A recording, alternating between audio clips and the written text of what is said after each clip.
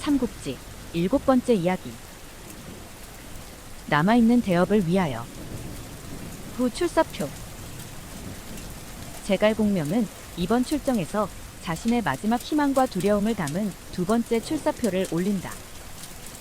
그동안의 실패와 남은 기회를 모두 고려한 이 출사표는 공명의 불안감과 총나라의 절박한 상황을 드러낸다.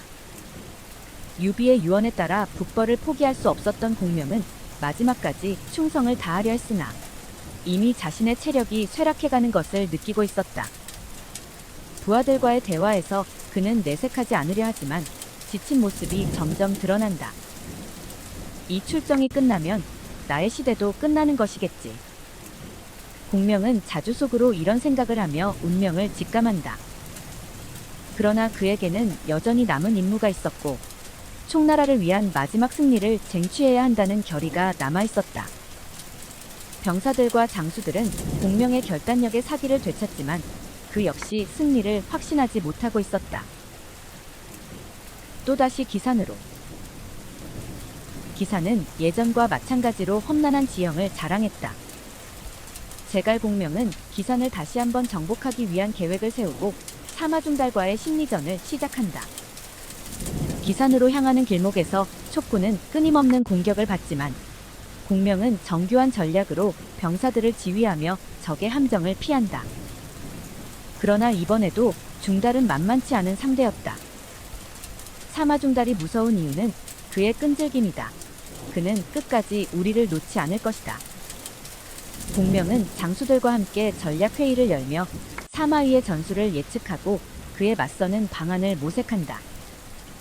그는 전장에서의 사마위의 움직임을 세밀하게 분석하며 그를 궁지에 몰아넣을 계획을 세운다. 전쟁은 마치 장기판 위에서 두 지략가가 말을 움직이는 듯 했다. 공명과 중달. 공명과 사마위의 싸움은 더 이상 단순한 전투가 아니었다. 두 사람의 전술과 심리는 전장을 넘어서 서로의 마음속 깊이 파고들었다. 공명은 사마중달의 약점을 파악하기 위해 그의 병력 배치를 세심히 관찰했다. 사마의 역시 공명의 기동을 예측하며 대항했으나 매번 공명의 한 수 앞서가는 계략에 당황하곤 했다. 공명은 역시 뛰어난 전략가야. 그러나 내가 이길 방법은 있다. 사마이는 공명의 전략을 분석하며 그의 전술에 대해 고민한다. 중달은 공명이 총나라의 군사를 이끌며 북벌을 완성하려는 목표를 간파하고 있었고 그 목표를 방해하기 위해 최선을 다했다. 공명과 중달은 전장에서의 직접적인 대면이 없었지만 두 사람의 마음은 이미 격렬한 전투를 벌이고 있었다.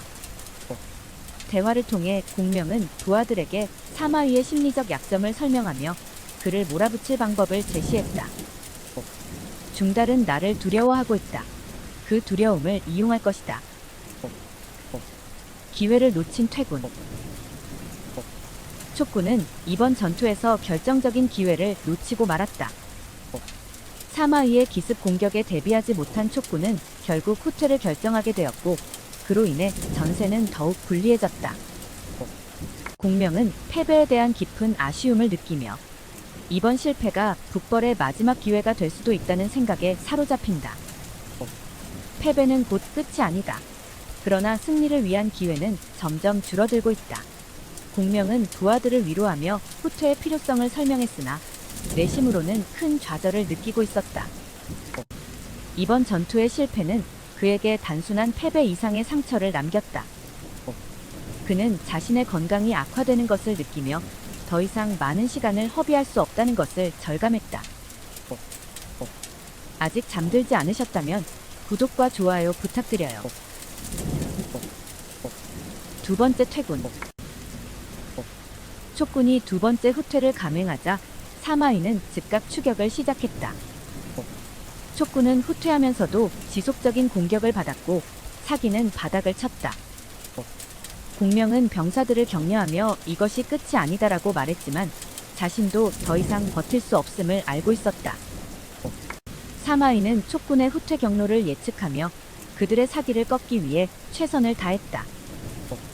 후퇴는 어쩔 수 없는 선택이었으나 공명은 이 과정에서도 전투를 이어갔다. 그는 병사들에게 적의 움직임을 주의 깊게 관찰하라고 명령하며 언제 다시 반격할 기회가 올지 모른다는 생각으로 버텼다. 그러나 공명의 몸은 이미 한계를 넘어섰고 그는 이 전투가 자신의 마지막이 될 것이라는 직감을 떨쳐낼 수 없었다. 공명, 모구와 유마를 만들다. 제갈공명은 촉군의 물자 부족 문제를 해결하기 위해 모구와 유마라는 독창적인 장치를 발명했다. 이 발명품은 물자를 효율적으로 수송할 수 있게 해주었고 촉군이 다시 전투를 이어갈 수 있는 발판을 마련해 주었다. 이 과정에서 공명의 지략과 창의성이 빛을 발하며 부하들은 그의 천재성에 경탄했다. 모구와 유마는 단순한 도구가 아니다. 이 장치는 적군을 혼란시키고 우리의 물자를 보호하는 데 중요한 역할을 할 것이다. 공명은 부하들에게 모구와 유마의 사용법을 설명하며 이를 통해 적의 시선을 돌리게 할 계획을 세웠다. 적군은 모구와 유마의 소가 헛된 추격을 하게 되었고 촉군은 그 틈을 타 물자를 보급받을 수 있었다. 오장원. 오장원에서의 결전이 다가오면서 제갈공명은 자신의 운명을 직감한다. 그는 이번 전투가 마지막이 될 수도 있다는 생각에 모든 에너지를 쏟아붓기로 결심한다. 부하들은 그의 결연한 표정 속에서 불길한 기운을 느끼지만 공명은 그들을 안심시키며 마지막까지 승리를 위해 싸우겠다고 다짐한다. 오장원에서의 전투는 격렬하게 전개되었으며 촉군과 위군은 서로 치열한 싸움을 벌였다. 공명은 자신이 병약한 상태임에도 전장을 지휘하며 적군을 몰아붙였지만 점차 체력의 한계를 느끼기 시작했다.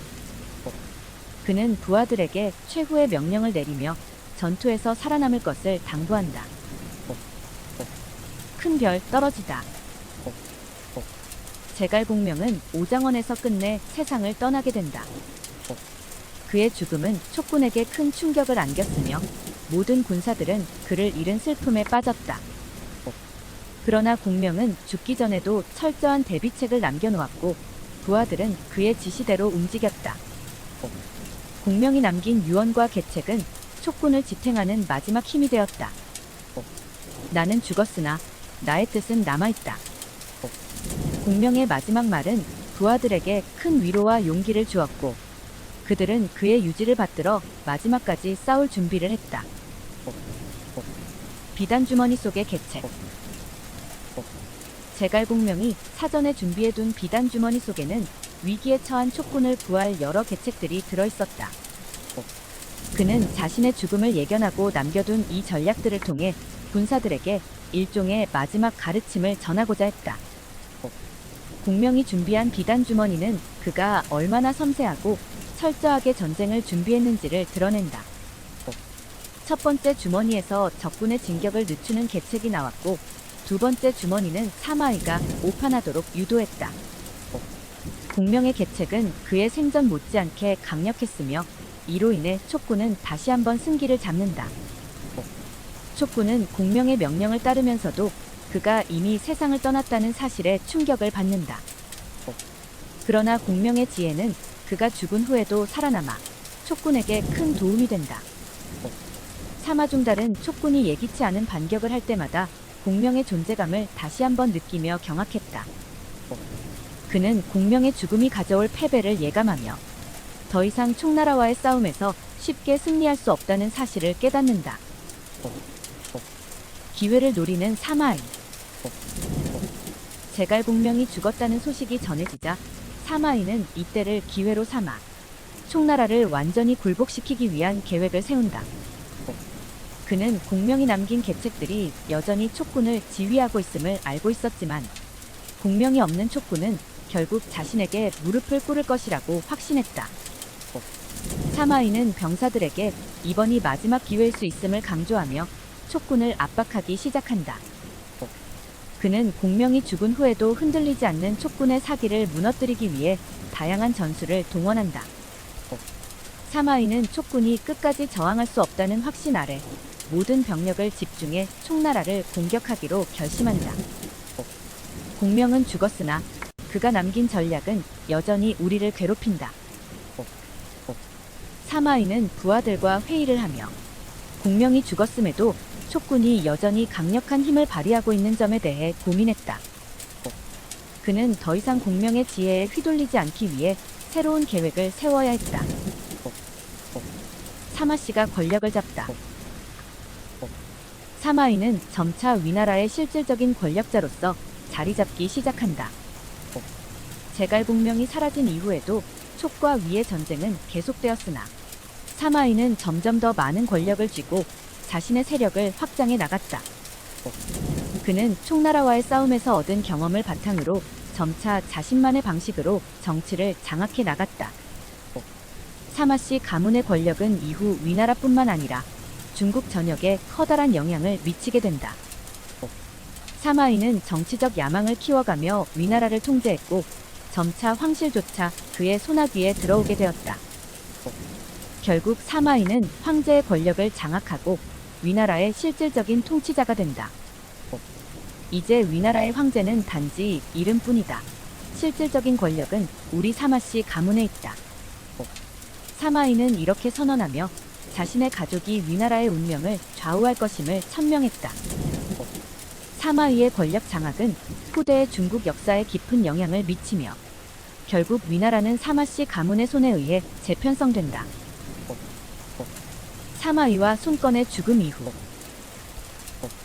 사마이와 손권의 죽음은 중국 삼국시대의 끝자락을 알리는 중요한 사건 중 하나였다.